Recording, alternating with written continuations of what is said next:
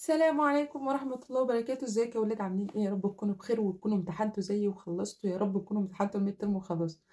انا ندى، اخصائيه منصوري. لو انت اول مره تشوفيني انت عارفه انت هتعملي ايه؟ هتدوسي لايك وتعملي سبسكرايب للشانل وتنزلي تسيبي لي كومنتات حلوه عشان تحفزوني اكمل فيديوهات، عشان انا بهبط. ويلا بينا نبدا فيديو جديد.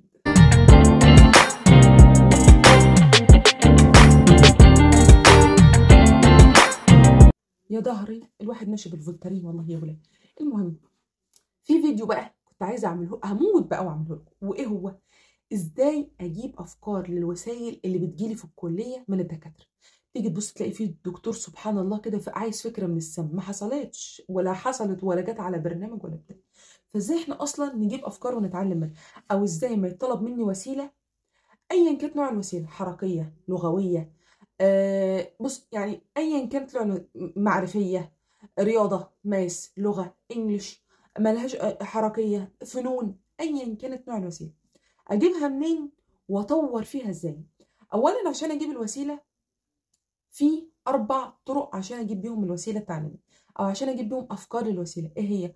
1 السيرش العربي، 2 السيرش الاجنبي، 3 البرامج، 4 الابتكار. دول ال4 حاجات اللي انا بعرف اجيب منهم وسيله للكليه وتبقى وسيله كامله ومعموله الفينش بتاعها كويس. طيب هتقولي لي يعني ايه السيرش العربي؟ هقول لك زي ما احنا بنعمل دلوقتي، يعني ندخل على جوجل او كروم او اي موقع انا ببحث عنه بالعربي، وبدخل اكتب وسيله لتعليم الاطفال الحروف باللغه العربيه مثلا. ده كمثال، مش شرط دي بس، زي ما هعمل دلوقتي. أنا دخلت فتحت جوجل، كتبت وسيلة لتعليم الأطفال الحروف أو اللغة العربية زي ما أنا عايزة بالظبط. بعد كده جوجل هيبدأ يسرش عني أهو زي ما انتوا شايفين. هيطلع لي صور، فيديوهات، حاجات كتير. هبدأ أنا بقى أقلب فيهم، هفضل أقلب كتير كتير. شوفي بقى انتي عايزة عن أنهي حروف، عن أنهي كلمات، عايز تعلمي ايه بالظبط في اللغة العربية، إيه كسرة، ضمة، فتح، الحركات، السكون، مش عارف ايه، وهكذا. هتفضلي تلاقي كتير، هتدوري عندك تحت هتلاقي كتير. طب انا عجبني صورة معينة، هتيجي تبص تلاقي تحتها حاجات مرتبطة بيها. ممكن انا هاجي جنبها على العدسة دي هيطلع لي حاجات شبيهة ليها، او حاجات جودتها اعلى، او نفس الحاجة بس بجودة اعلى. كل ده هيساعدني ان انا اعرف. ده بس من سيرش واحد اللي هو الصور. انا لسه لا دخلت على فيديوهات، ولا جبت اخبار، ولا خريطة حاجة مثلا، ولا دخلت على اي موقع تاني غير هو بس الصور اللي في جوجل. ده كده انا عملت ايه بعد ما سرشت؟ دخلت كتبت الاسم بالعربي وسرشت، طلع لي افكار. هبدا اعمل ايه في الافكار؟ زي ما انا شفتها هاخد منها الفكره اللي لضمت في دماغي. هل هقلد لها؟ لا. هكمل دلوقتي. هنعمل ايه؟ ندخل على السيرش الاجنبي. السيرش الاجنبي هعمل ايه؟ عشان اقدر اعمل سيرش الاجنبي هدخل اعمل اول حاجه، اعمل ايه؟ هجيب ترجمه وهكتب اللي انا عاوزاه بالظبط بالعربي، وهو دايركت هيتعمل قدامي بالانجلش او هيترجم من الانجليش. هاخد الترانسليت بقى اللي انا عملتها دي واعمل منها كوبي. يعني دلوقتي كتبت وسيله لتعليم اللغه العربيه عند الاطفال او للاطفال او whatever اللي انا عملته. هاخد بقى هعمل كوبي بيست. دلوقتي اهو كوبي، همسح ترجمه واحط بيست بقى. هيظهر لي كل الحاجات المتعلقه بالوسيله اهو. قولي لي يا ندى، ما هي عربي هحتاج الانجليش في ايه؟ هتحتاجي ان انت تاخدي منهم افكار. الاجانب عندهم افكار كتيره جدا ومتنوعه ومختلفه. لان انت هتلاقي غيرك مسرش عربي، خليكي انت انجليش مثلا مختلفه، خدتي فكره، ديزاين احسن، الوان افضل، جوده اعلى، وهكذا. هتلاقي برضو في الصور في الفيديوز ممكن تعمليها انت خشبيه، تفاعليه، كروت، بطاقات، whatever اللي انت عايزه تعمليه. بس هتلاقي هنا افكار مختلفه. يعني انت دلوقتي هتلاقي الصور اللي ظهرت هنا مش نفس السيرش بتاع العربي، فده يديكي افكار مختلفه عن زمايلك. هنا عملوها بالصلصال، تبص تلاقي غيرها عملوه بالكروت، عملوه بالبطاقات، وهكذا. زي ما شفتوا دلوقتي عملت ايه؟ جبت الفيديو سرشت عليه بالاجنبي وبدا يطلع لي افكار كتير. برضو هاخد الافكار اللي عندي، كل دي الوسيله واحده اهو. تمام. 3 البرامج. برامج زي ايه؟ زي بنترست. هدخل عليه زي ما انا كنت شرحته لكم قبل كده، هدخل على بنترست واكتب اسم الوسيله سواء بالعربي او بالانجلش، هيطلع لي افكار كتير جدا. كده ال3 دول اتعملوا. هبدا اعمل ايه بقى؟ اجمع كل الافكار اللي انا خدتها، صوره من دي على فيديو من ده على كذا، كده بقى عندي مجموعه افكار لحاجه معينه انا عايزاها. طيب ازود عليها التاتش الابداعي ازاي بتاعي؟ ان انا هعمل ايه بقى؟ ان انا خدت من كل دول فكره، اقدر ادمج دول كلهم في فكره واحده. هتقولي يعني؟ اقول لك يعني انا خدت من دي اللون، وخدت من دي صور البطايق بتتعمل ازاي، وخدت من دي ان هي عملت سكotش تشيل البطاقه وتحطها. دي فكره. السكotش مثلا تبقى البطاقه متحركه. طيب انا ممكن اعمل ايه؟ انا ممكن ازود مثلا هنا جيب سحري وتبقى بازل مثلا، ان هم بعد ما يخلصوا ابدا اطلع لهم حروف واوصل الحروف بالارقام. دي فكره اهي. هبدا انا اشغل دماغي بقى. التفكير الابتكاري ده او التفكير الابداعي هو ده اللي احنا بنعلمه للطفل، بس لازم احنا نكون متعلمينه. يعني انا دلوقتي جبت 3 مواقع وبحثت عنهم وسرشت براحتي.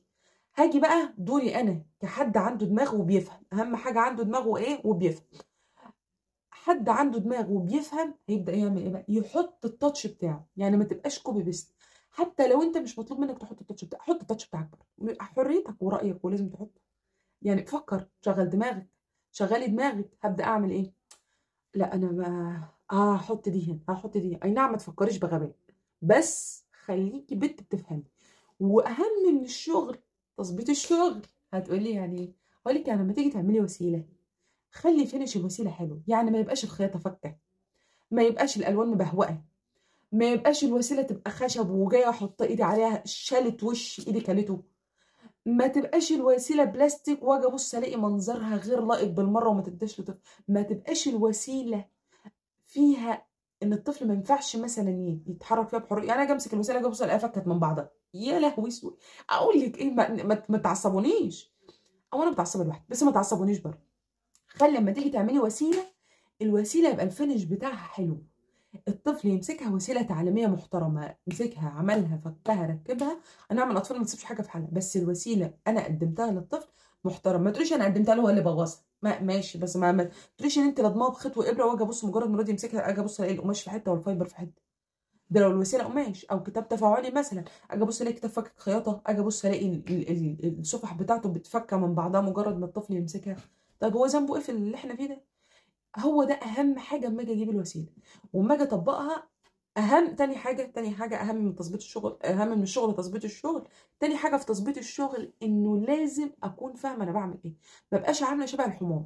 يعني انا اقدر استخدم الوسيله بتاعتي دي في كذا اتجاه، اقدر اوظفها في كذا حاجه. الوسيله دي ممكن تبقى قراءه، ممكن لو انا زودت لها كذا تبقى كتابه من غير ما اغير في الفكره، ممكن لو انا حطيت هنا كذا تبقى كتابه، ممكن لو انا زودت كذا تبقى لعبه جماعيه. بدل ما يبقى طفل يبقى 2.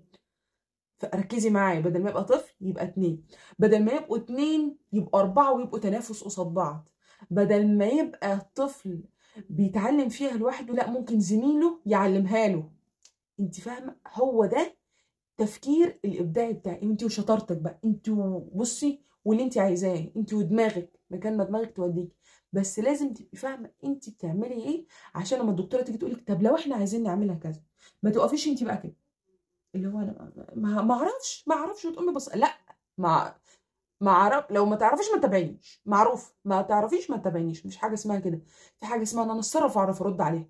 مش هرد بغباء، لا ارد وانا متيقنه ان انا ثقه وكلامي صح. ساعتها هي اقسم بالله ما هتراجعك في كلامك. هي عارفه انت كلامك صح. يلا يا بنت من هنا، يلا انت صح، فيري جود وخلاص. تمام تمام. يلا سلام عليكم يا ولاد. من لايك وفولو وسبسكرايب للشانل واشوفكم في فيديو جديد.